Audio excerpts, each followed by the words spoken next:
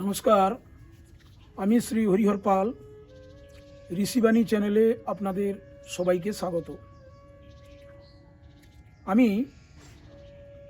বর্তমান যেটির উপস্থাপনা করতে চলেছি সেটি হলো দশাবতারের কথা। আপনারা সবাই জানেন যে ভগবান শ্রীকৃষ্ণ থেকেই সমস্ত অবতারের আগমন ঘটেছে।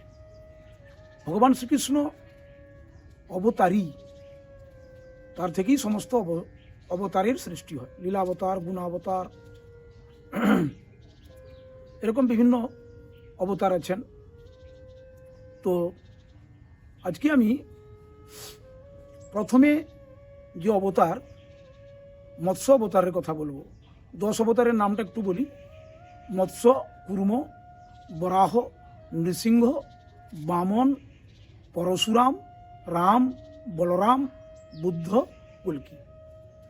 শেষ অবতার কল্কি, যেটা আগামী দিনে কলিযুগের শেষ প্রান্তে পৌঁছলেই কল্কি আসবেন। তো আমি এখন মৎস্যাবতারের কথা বলবো। যে সত্যব্রত নামে একজন রাজা ছিলেন, প্রাচীনকালের কথা। তো তিনি ভগবানের খুব ভক্ত ছিলেন।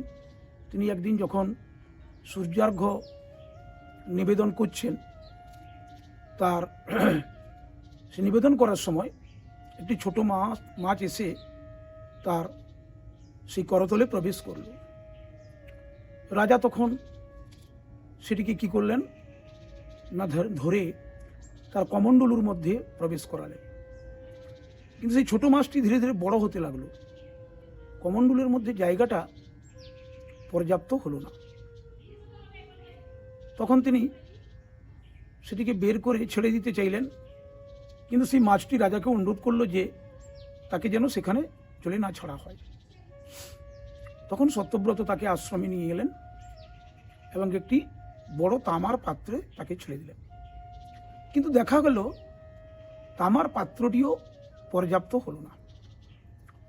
তখন রাজা সত্যব্রত অনন্য উপায় হয়ে তাকে কি করলেন, তিনি একটি পুকুরে ছেড়ে দিলেন। কিন্তু সেটাও দেখা গেল পুকুরটিও তার থাকার মতো পর্যাপ্ত জায়গা হলো না। তখন সেটিকে রাজা কি করলেন না, সমুদ্রে ছেড়ে দেওয়ার জন্য চিন্তা করলেন। কারণ সমুদ্রের বিশালতা অনেক বড়, এই সমুদ্রে তাকে ছেড়ে দিবেন এরকম একটা চিন্তা করলেন। তখনই সেই মাছটি বলল, মানে রাজার সন্দেহ হলো যে এটি মাছ নয়, এটি ভগবানের কোনো লীলা। রাজা দিয়ে এটা বুঝতে পারলেন। সেই মাছটি তখনই বলল, রাজা তো বুঝতে পেরেছেন যে ভগবানের লীলা, অতএব এটি মাছ নয়, মাছের মধ্যেই ভগবানের অবস্থান। তখনই তিনি সত্যব্রতকে বললেন যে আজ থেকে 7 দিনের মধ্যে প্রলয় উপস্থিত হবে। তো সত্যব্রত রক্ষার জন্য তিনি একটু নৌকা পাঠাবেন। সত্যব্রত যেন কিছু বীজ, প্রাণী, পর্যাপ্ত ঔষধি যেন সংগ্রহ করে রাখেন। এবারে সপ্ত ঋষি কর্তৃক গৃহীত সমস্ত বীজ, প্রাণী, ঔষধি সমস্ত কিছুই সংগ্রহ করা হলো। নৌকাটিকে বাঁধার জন্য ভগবান বাসুকি নাগের কথা উল্লেখ করেছিলেন।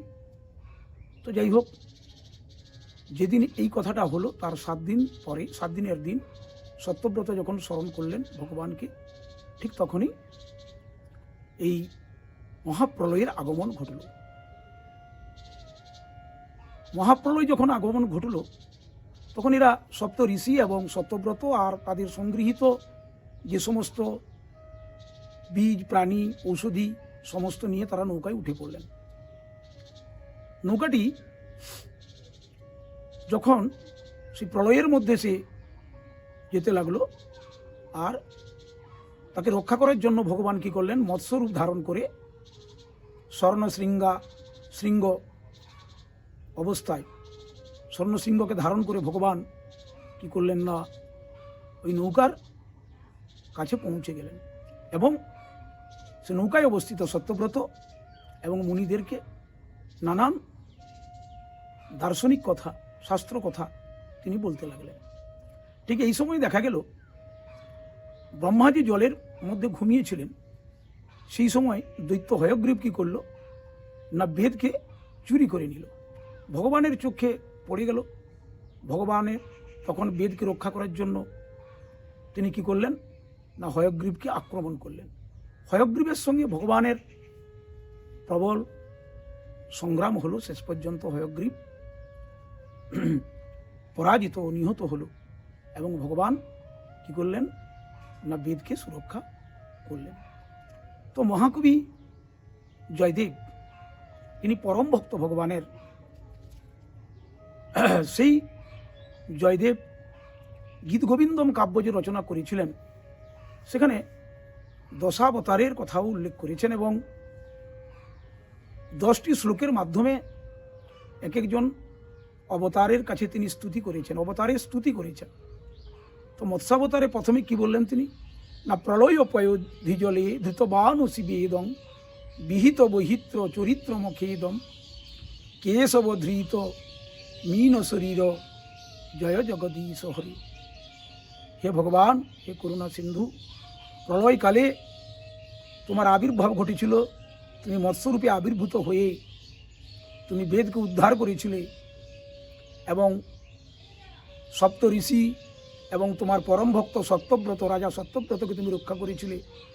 পরবর্তীকালের সৃষ্টির সূচনার জন্য তুমি রক্ষা করেছিলে অনেক বীজ, ঔষধি এবং কিছু প্রাণী। তোমার জয় হোক হে ভগবান, তোমার জয় হোক। নমস্কার, এটা আমি মৎস্যাবতারের কথা বললাম। এরপরে আপনাদেরকে আমি শোনাবো, পরপর শুনতে পাবেন কুর্ম অবতার, তারপর বরাহ অবতার, এরকম পরপর 10টি অবতার আমি 10 দিন পরপর একটি করে, প্রতিদিন একটি করে অবতারের কথা আমি আপনাদের শোনাবো। তো যাই হোক, যদি আপনাদের ভালো লাগে তাহলে লাইক করবেন, কমেন্ট করবেন এবং আমার চ্যানেলটিকে সাবস্ক্রাইব করবেন।